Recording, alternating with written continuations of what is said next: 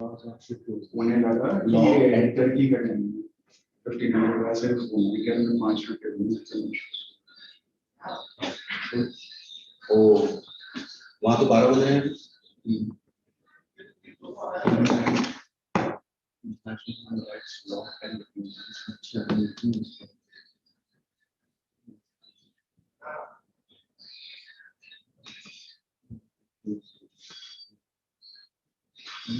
Out Turkey and various EU countries.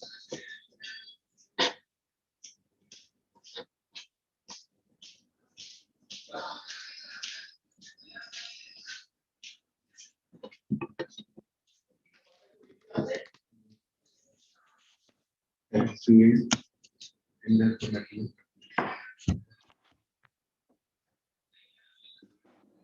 towards protecting the rights of the species. एक message आप डाल देना group में Survive man. बाकी बच्चों को डाल दूंगा उसमें एलएलएम में डाल दिए बाकी एलएलएम और जूनियर वाली क्लासेस में डालूंगा Protecting the rights of the dependent commitment towards protecting the rights of the species.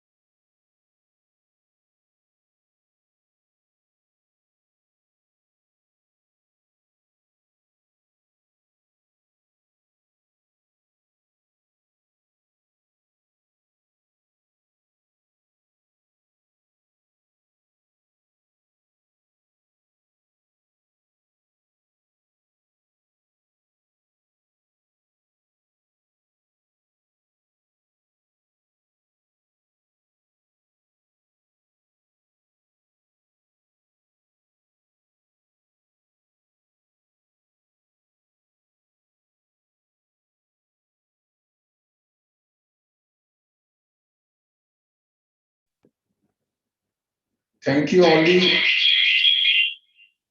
Thank you, Ollie.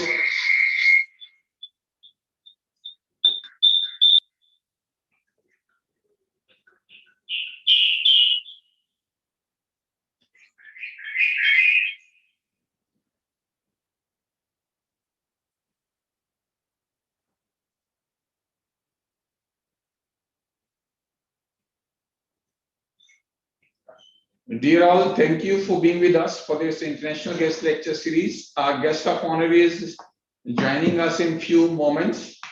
So just bear with us. In another few minutes, we'll be starting this lecture series. Thank you.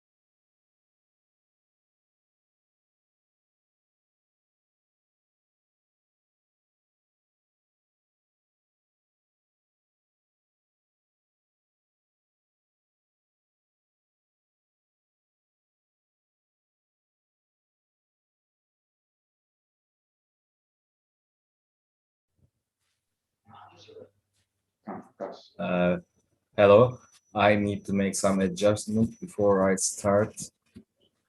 We welcome you, Dr. Ismail. Welcome, Professor Kumar. Yeah, Vikas. A very good afternoon to one and all present here. Myself, Vikas Sharma. I would like to welcome you all for the second lecture in the series of Maharishi Mahesh Yogi Memorial International Lecture Series by Maharishi Law School under the aegis of Maharishi University of Information and Technology. It is an open lecture series which relates to different approaches to the field of law. The lecture series is an invitation to all legal scholars, judges, advocates, professors, and students, as well as others with an interest in law to participate and discuss subjects related to the field of law and to the legal education and its future development. I thank Chancellor Sir Shri Ajay Prakash Srivastav for being an inspiration and motivation for this guest lecture series. I also thank our Vice Chancellor, Professor Dr. Bhanu Pratap Singh, for his support in making this lecture series a success. I would also like to thank Dr. Ismail Yuksel, our guest of honor today, who is a professor at Antalya Bilim University, Turkey. Thank you, Professor.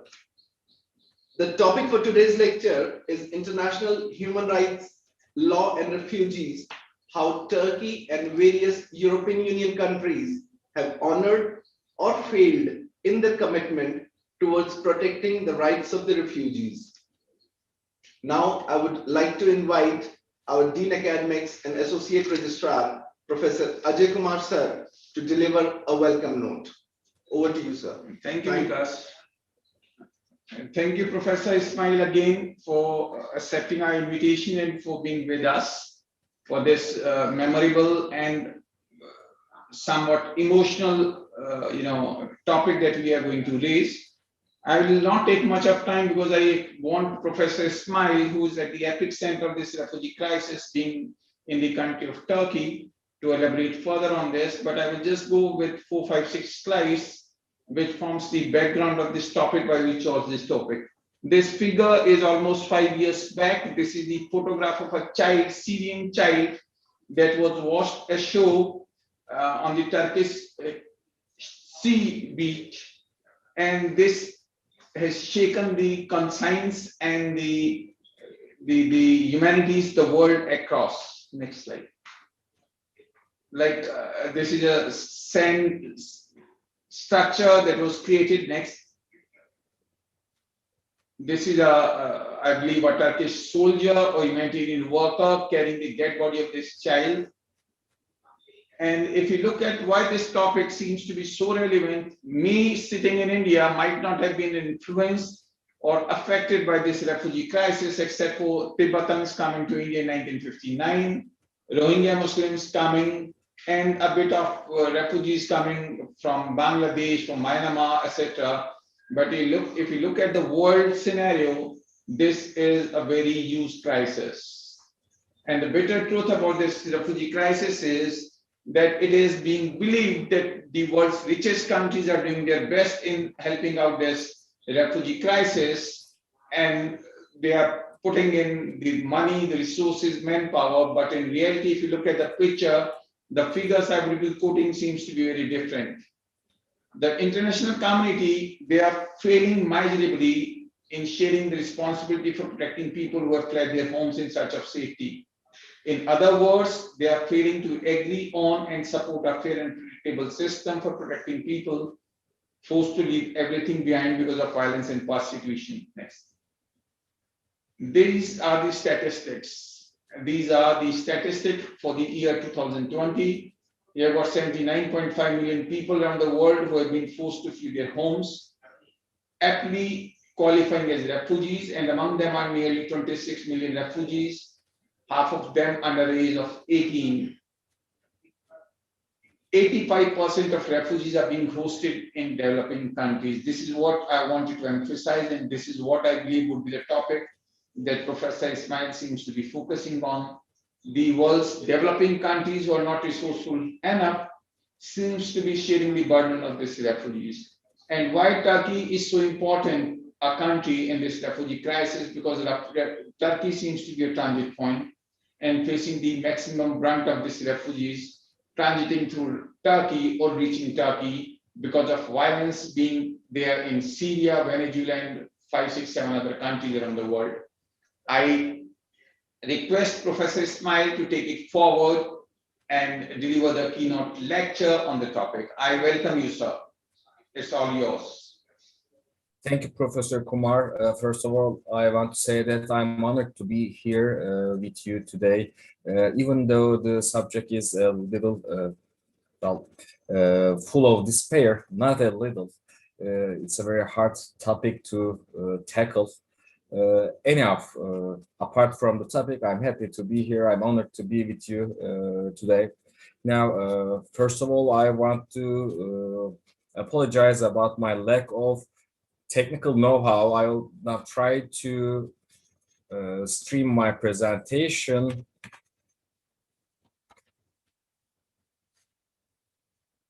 Okay, I think I can't stream. Okay, I will just go on without my presentation. Then there will be some, there were some maps, but I'll try to do without them. First of all, the subject of international protection of human rights is not new. It's been like 70 years, maybe, when world decided that national protection is not enough. Well, first time I heard about this awful truth was 2008, I guess.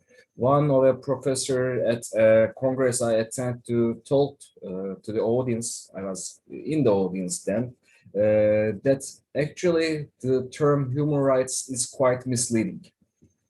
For back then and even today, like 15 years later, most of the nations focus not on the rights of the human beings, but actually rights of their own citizens.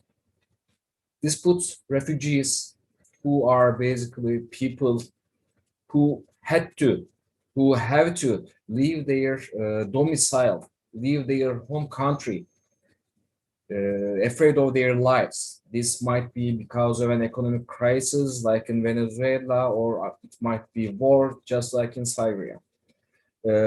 Events like this, how countries, how people react to these kind of human catastrophes actually puts our humanity to a stress test.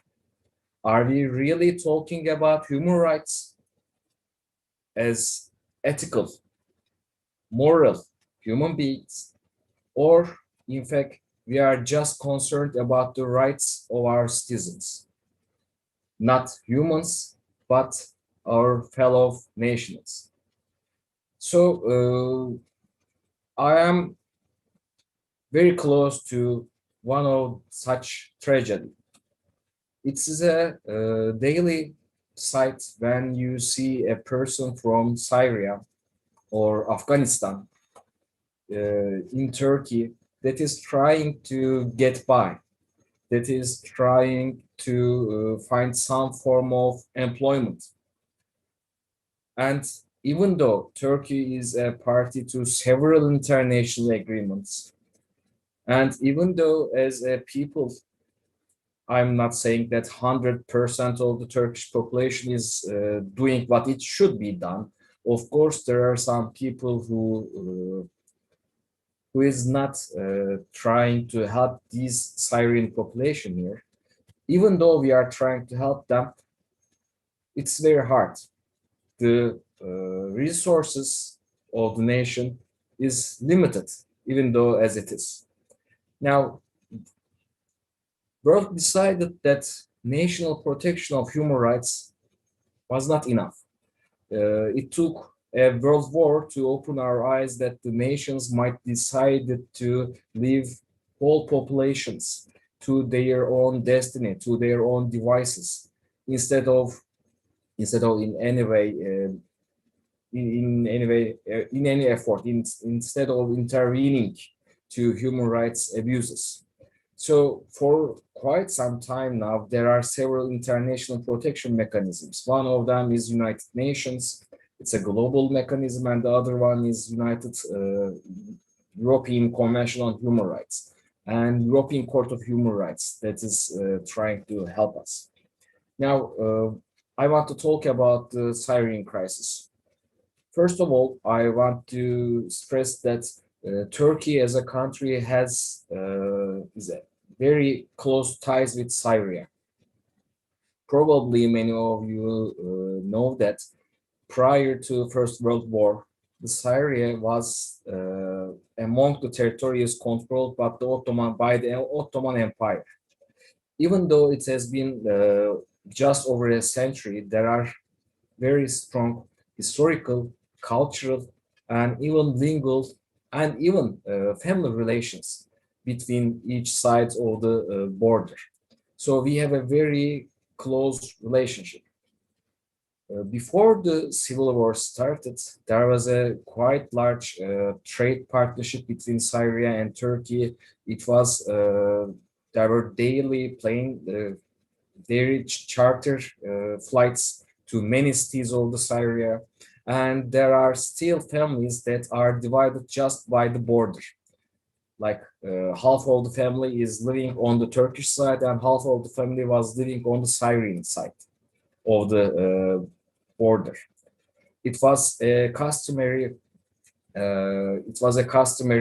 news every year during Ramazan holidays and the religious holidays.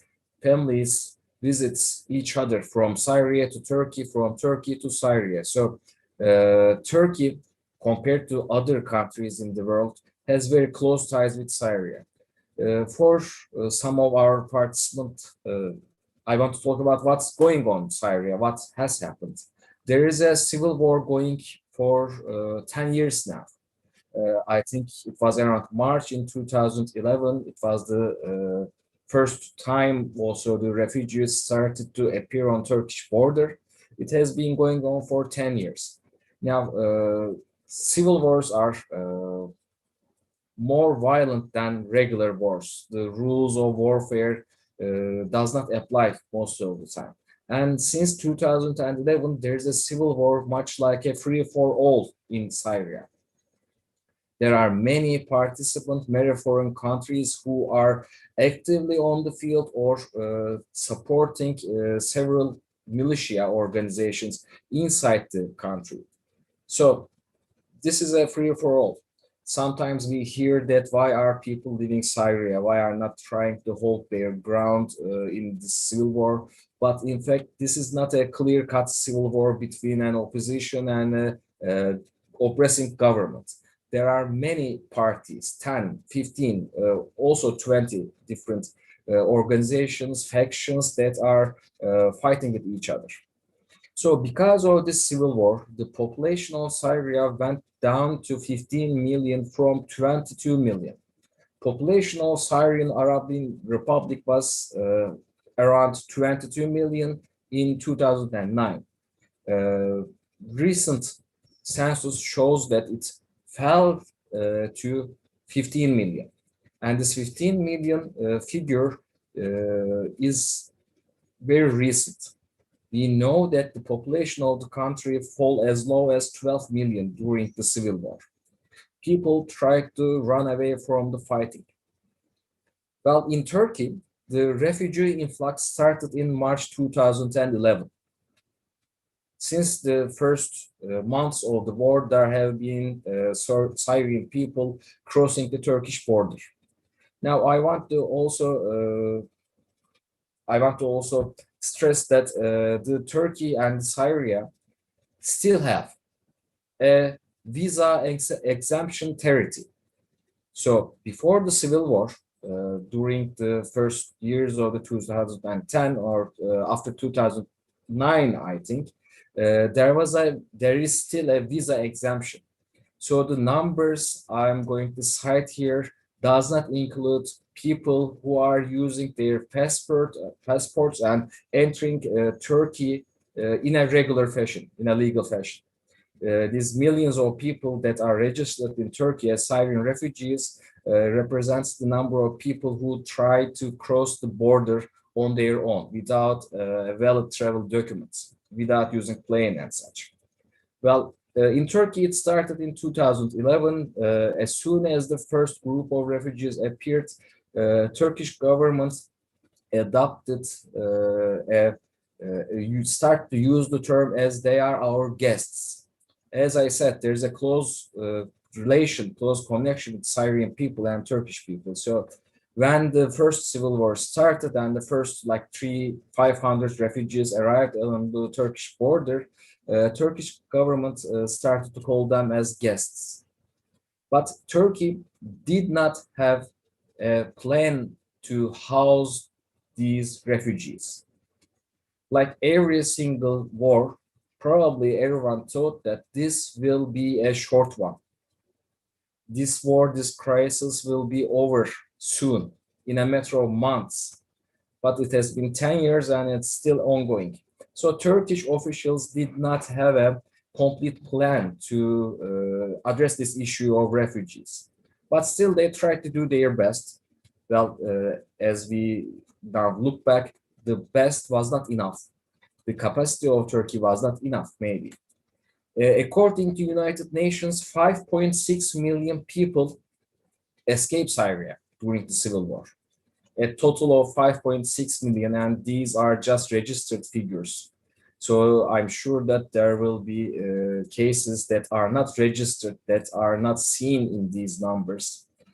All these 5.6 million people, today 3.6 million is living in Turkey. So Turkey houses the largest refugee population in the world. And this number is highest in the history. More than 60% of the people escaped the fighting in Syria is now living in Turkey. Just only 2% of this population, just 2% of 3.6 million Syrians living in Turkey are living in refugee camps around the border. We are talking about a very large number when you put it in a percentage. Turkish population of Republic of Turkey is around 80 million today, which means that there is more than 4% of the population from another country living as refugees. Well, of course, this puts a cultural, economical, and sociological strain on the domestic affairs. Every now and then there are some dissent, there are some problems between local population and refugees, especially in cities that are refugees are living in large numbers. Well, I will try to keep my presentation in a legal perspective because that's the only thing I know and I can tell you about. First of all, there is a international law rule. This is jus cogens. This is actually applicable even though a nation is not a party to an international agreement, which is non-refoulement, coming from the French word refoulement, force back, push back. The rule basically tells us that no country can push back, force back a person from its territory or from anywhere in which the country has effective control. For example, if a country sets up a peaceful corridor, humanitarian corridor, this is a term that as a Turkish citizen, we are very close because of the Syrian civil war. There have been attempts to create a peace zone just outside the Turkish border, 20-30 kilometers wide. This has not been possible to this day, but this was one of the plans. Let's say a country prepares a no fighting zone, peace zone, whatever, humanitarian corridor, and creates effective control in that territory. I'm talking about an extension of the country's sovereignty. Countries cannot push back people fleeing from irreparable harm in cases of indiscriminate violence or in case of persecution because of their religion, because of their race, because of their creed, because of their sexual orientation. So non-refoulement tells us that every single country in the world has a responsibility to protect people from irreparable damages. Even though these persons are war criminals, even though they are war criminals, they have committed crimes against humanity, countries cannot send them back to another country in which they will face torture, ill treatment, or capital punishment. This non-refoulement finds its ground in United Nations and also in European Convention on Human Rights. Now, before I move to the Turkish legislation about refugees, I want to talk about United Nations High Commissioner of Refugees. Just after the Second World War, there was a, well, in 1950, this was conceived as a huge refugee problem. There was a huge refugee problem at that time, but the number when compared to today was very small. There were around 400,000 refugees that has been rooted from their domiciles just after the Second World War. The number was just 400,000 people trying to settle to a new country, fleeing their own countries in fear of persecution. So United Nations instituted a high commissariat for refugees. They thought that this refugee crisis would be over in 3 years. So this UN agency for refugees was was instituted for a short period of time, for 3 years, and for a very small number of people compared to today. It was supposed to just work for 400,000 people. Well, this refugee organization of United Nations is still active, but instead of trying to help 400,000 people, today the refugee population, as Professor just told us, is over 80 million. So an organization that was supposed to work with a very small number compared to the numbers of today, is now trying to help 8 million refugees all around the world.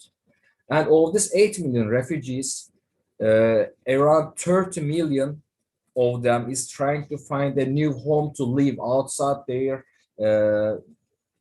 their home country. And Turkey is the largest. Turkey houses the largest refugee community today. There is just one agreement. It's a UN agreement about refugees. It has been signed initially in 1951, and there was a protocol amendment to it in 1967. Well, this is the base of Turkish refugee law. And most of the treatments of these refugees, in most cases, are based on these agreements. Well, this agreement offered a chance for a derogation. In 1951, when the agreement first came into force, nations that signed it had the chance to put a derogation. A geographical derogation, which limits their participation in the territory with the European events. Turkey used his right to derogate, and according to Turkish law, refugee means people who flee from events that has taken place in Europe. So in Turkish law, there are different statutes for people coming from different countries.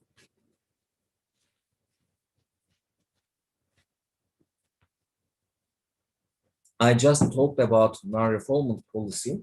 Non-refoulement is not just jus cogens, it's not just international customary law, but also has a legal basis. One of them is 1951 Convention on Refugees of United Nations, and the other one, which all the members of Council of Europe is a high contracting party, European Convention of Human Rights. According to the Article 2 and 3 of the Convention, every high contracting party has a responsibility to protect the people living under their sovereignty, not just territory, but under their sovereignty, to protect their right to life and protect them from torture or ill treatment. So this convention puts a positive obligation. It's not just that the countries has to refrain from harming people, is not just obligated to refrain from using torture or abolishing capital punishment. They have an active duty to protect people from these harms. So this convention also forces countries that are signatory to European Convention of Human Rights to protect people. So because of these two agreements, any person who makes his way from another country, escaping from persecution to Turkey, has a right to stay in Turkey. And the Turkish law, Turkish officials, Turkish executive does not have any way to push them back, force them back. International law and international agreements signed by Turkey forbids it. There is also another legal document that's very important for every refugee living in Turkey. It's the Turkish Constitution. Like many contemporary liberal constitutions, Turkish constitution has a very long and detailed list of fundamental rights. Most of the cases, these rights are given to everyone, not just the citizens. Everyone under the Turkish constitution has fundamental rights.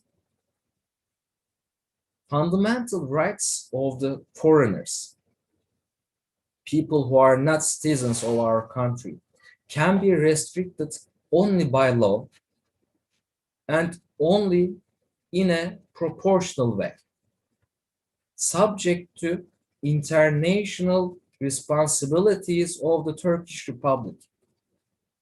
So this means that whether you are a Turkish citizen or a foreigner, you will enjoy your fundamental rights and they will be protected by the Turkish government, Turkish judiciary.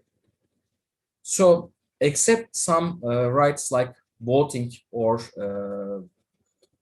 public office, foreigners has same set of rights with Turkish people. But because of the refugee crisis, there have been some applications that might be seen out of this framework. Now, prior to 2014, the world has never seen such an influx of refugees. Even after the Second World War, the number was below 1 million. As I said earlier, okay, I can see the questions from the chat window also, but the numbers was very small. And the international and Turkish legal framework was actually addressing individual applications, like one or two people or tens of thousands of people fleeing from authoritarian regimes to Turkey as refugees. So the framework for such a large number of people moving from Syria to Turkey was not present. In Europe, we have seen some examples, some applications during the Balkan crisis. After the dissolution of former Yugoslavian Republic, as anyone here knows, there has been a series of civil wars. And people tried to flee their country in very large numbers during these crises. And a very new approach come to life. Instead of the legal framework for refugees, European countries come up with a new solution, which is now called temporary protection. The main idea behind international refugee law is that people fleeing their countries needs international protection of their fundamental rights because their home country cannot provide them with protection, cannot protect their human rights, or actively trying to breach those rights. So people, refugees, need international protection. So the framework creates mechanisms that a person can apply for resettlement. For example, a person escaping from Communist Republic of China to Turkey can apply for international protection, and both UN and the Turkish mechanisms will try to find a new place for him or her to settle. But when the numbers are so large, these mechanisms, these individual assessment mechanisms cannot work, cannot function. And if you move people, if you move large numbers of people who are leaving their country, like think about Syria, the clearest example, 5.6 million people left their country. In temporary protection, the host country tries to house these people as close to their former places of domicile, because temporary protection, as the name suggests, it's temporary. After the crisis ends, everyone expects this population to go back to their original domiciles. But in Syrian case, it has been 10 years and it's still ongoing. So the temporary nature of the protection is questionable now. In Turkey, before 2014, there has not been a legal framework for this kind of refugee influx. So everything went according to the practice of the government. There have been some bylaws, some orders from the Board of Ministers. In 2014, Turkish National Assembly enacted a law numbered 6458 on foreigners and international protection. This law today governs the refugee law in Turkey. But when we talk about refugees, it's not all force.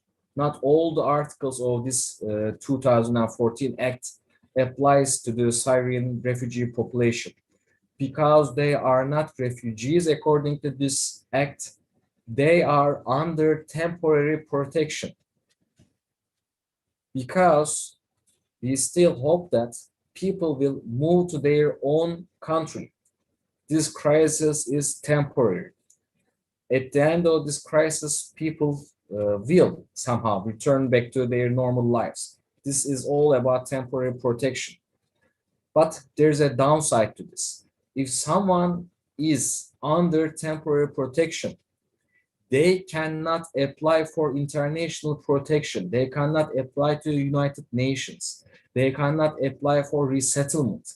They cannot apply for residency, because people under temporary protection doesn't have these rights.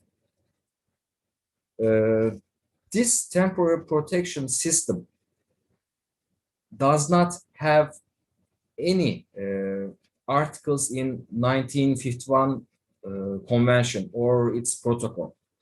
In Turkish law, it just have one article in the law I mentioned just a couple minutes ago, 6458. It's Article 91 of this act, which says there will be a temporary protection by law, a kind of secondary legislation. Secondary legislation was also passed in 2014, and it creates the framework for temporary protection of Syrian refugees. So in Turkey, a person under temporary protection gets a temporary protection ID. He can also have a partial work permit. Now there is a protocol between European Union and Turkey about Syrian refugees. This might be a hot topic for discussion, maybe. Temporary protection system calls people to be protected as close to their former homes as possible. This is the nature of temporary protection. And in this case, the closest place for them to stay in is Turkey. European Union and Turkey had a protocol in 2016, if my memory does not fail. According to this protocol, Turkey accepted to house Syrian refugees within its borders and to accept any person that passed from Turkey to Greece. In return, European Union accepted to invest a total of 6 billion euros for projects that will help the refugee population in Turkey. To this day, I'm not really sure how much of this money actually transferred to projects about refugees. And when compared to the 7 billion euro figure that has already been spent by Turkish government from its own resources to the refugee crisis, it's not as much as it sounds.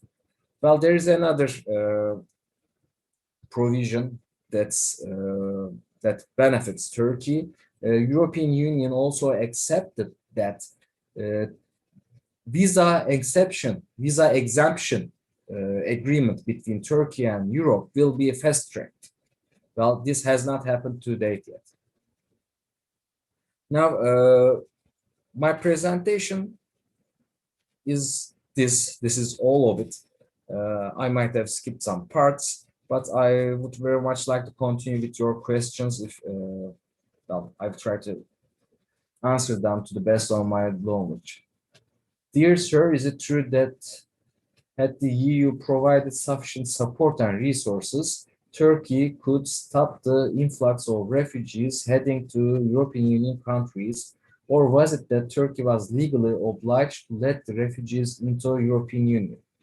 Well, without going into the technical details, for any person to leave Turkey, he or she must have necessary legal documents and permits. Even inside Turkey, a refugee cannot move from one city to another. To protect the public order, every refugee must have a stable domicile and have to stay within that city, let alone leaving the country. The main problem between European Union and well, for the European Union and Turkey was the number of people crossing the European border. As far as I understand, Europe wants to share the responsibility as this. People will stay, Syrian population will stay in Turkey, and Europe will pay for it. But I'm not sure how much of this agreement actually works today. Another problem, the main problem about refugees, not just Syrian, but there are a lot of people from a lot of different countries in Turkey that are refugees from Asia, from Africa, from Middle East. There are a lot of human trafficking rings. The pictures professor showed at the start of this lecture is just a small part. Every day in Turkey, we hear news about people losing their lives while trying to cross the Aegean Sea into Greece or Italy. So the main task of Turkish government is to stop these refugee trafficking organizations because they are very dangerous. It's true that people living inside the Turkey might have certain problems because Turkey, well, is not as rich as the other European countries. So even Turkish citizens, especially during the last couple of years during the global pandemic, had real economical problems, but still it's more secure than trying to cross the Aegean Sea by using very primitive lifeboats. Sometimes they use yachts, boats that have 30, 20 people capacity, but instead hundreds of refugees try to cross the Aegean using them. So this creates the real humanitarian crisis. And it's happening every day, not just once, not just in 2015. This is still an ongoing crisis.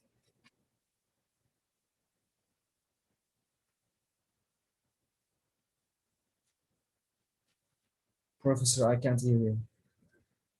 I have a question. If you look at the figures of 2019, two-thirds of all refugees came from just 5 countries: Syria, Venezuela, Afghanistan, South Sudan, Myanmar.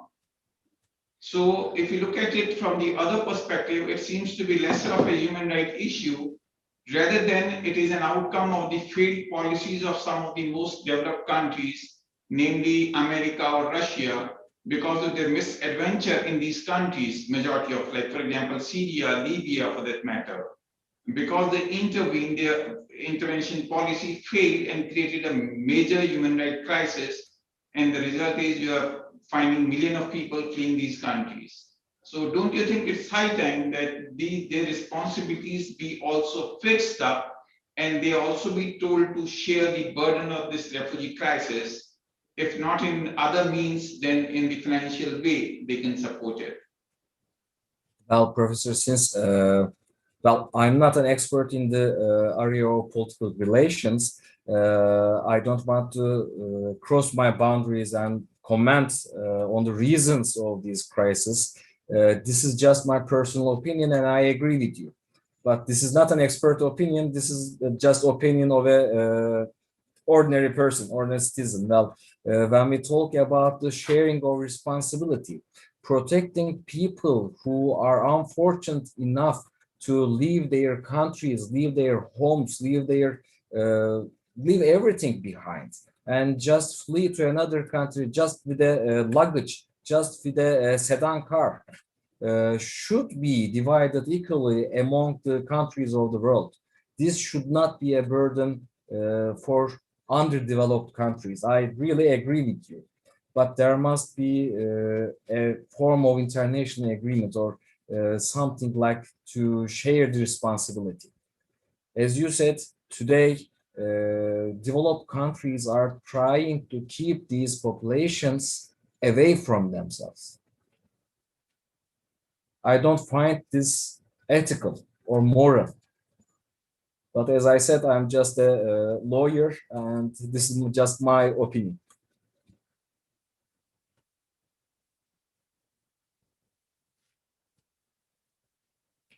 Well, budgetary requirements of housing such a large number of refugees is really hard.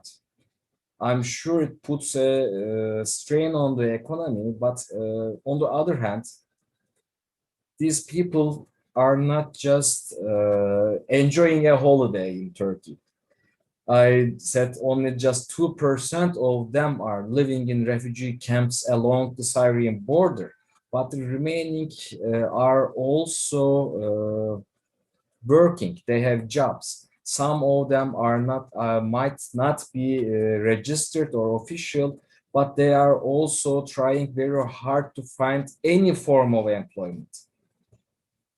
But when you put it in terms of gross domestic product or the income per capita, of course, this is a strain on Turkish economy.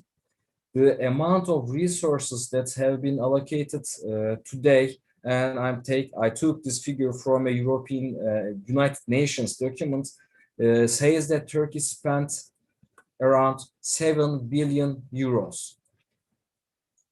Well, probably it's not much compared to Indian budget, but in Turkey, for Turkish government, it's quite a huge amount, as you said.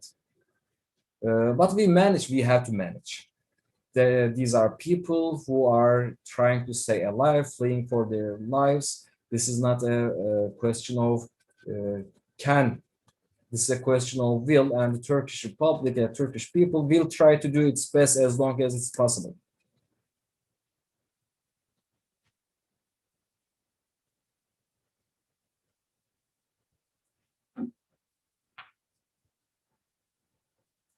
Well, this is a very hard question. I will try to comment on it. First of all, there must be a better system to keep track of people, keep track of human rights breaches. There are several steps of judicial safeguards in Turkey, but sometimes these fail. The only way to stop these human rights violations is to end persecution in their home countries, is to put an end to really unnecessary humanitarian crisis going on their home countries. I cannot fathom any other way to stop human rights violations. Legally speaking, at least for Turkey, I have no idea about other Middle Eastern countries, but in Turkey, there is a very strong and working framework to protect human rights. But being a refugee puts people in more danger than a citizen of a country. Even though legally they have these rights, it's not always easy or possible for them to use their rights or protect their rights. So, well, all in all, it comes to money again. The amount of budget United Nations or the International Committee employ for human rights protection is not any larger than a small fraction of what they spend for armaments, what they spend for defense. So if there is a will, there will be a way to do it, and it's well, there must be more funds. There must be a lot more funds to stop human rights violations.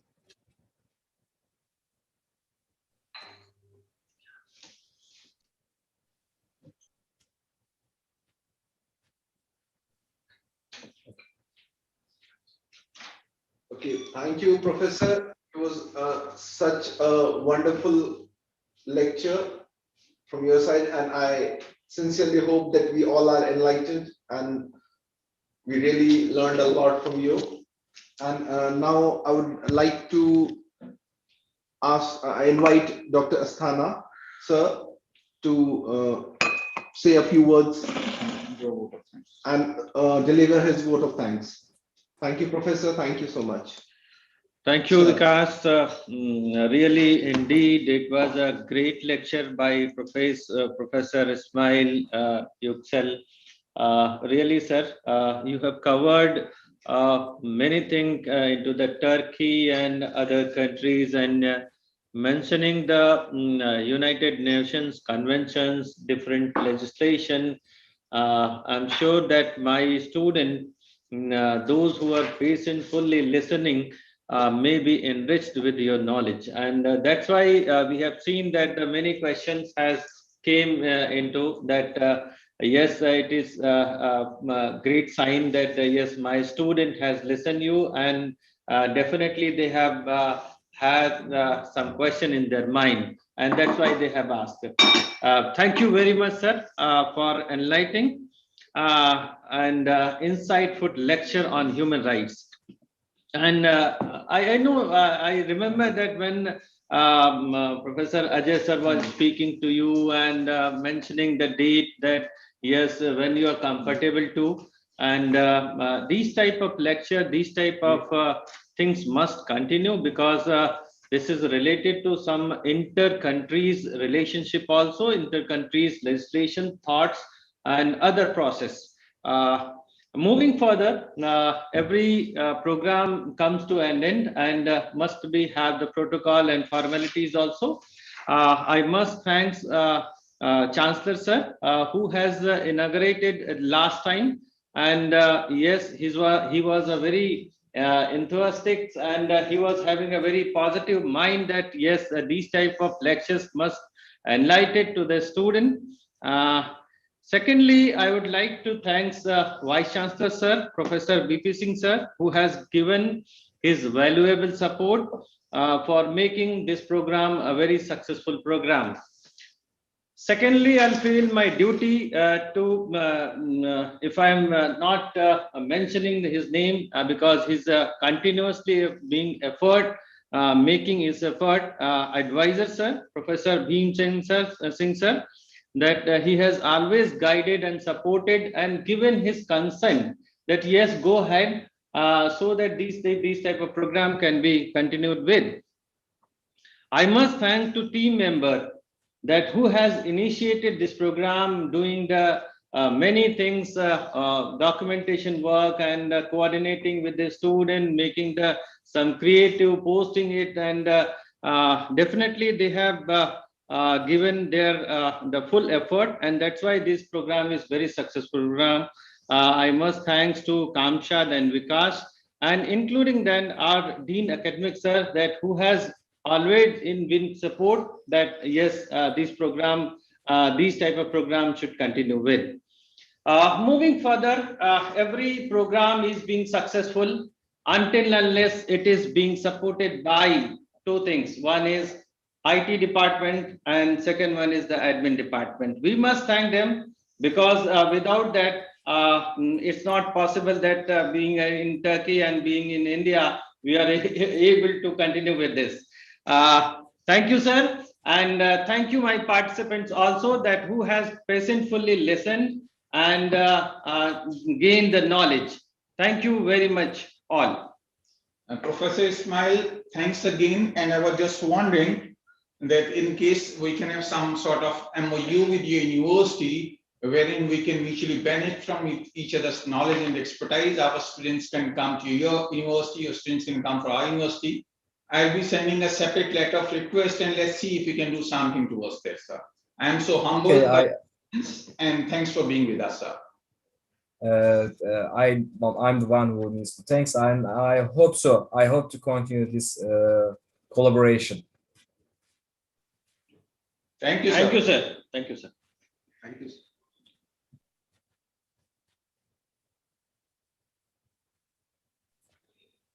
Ji.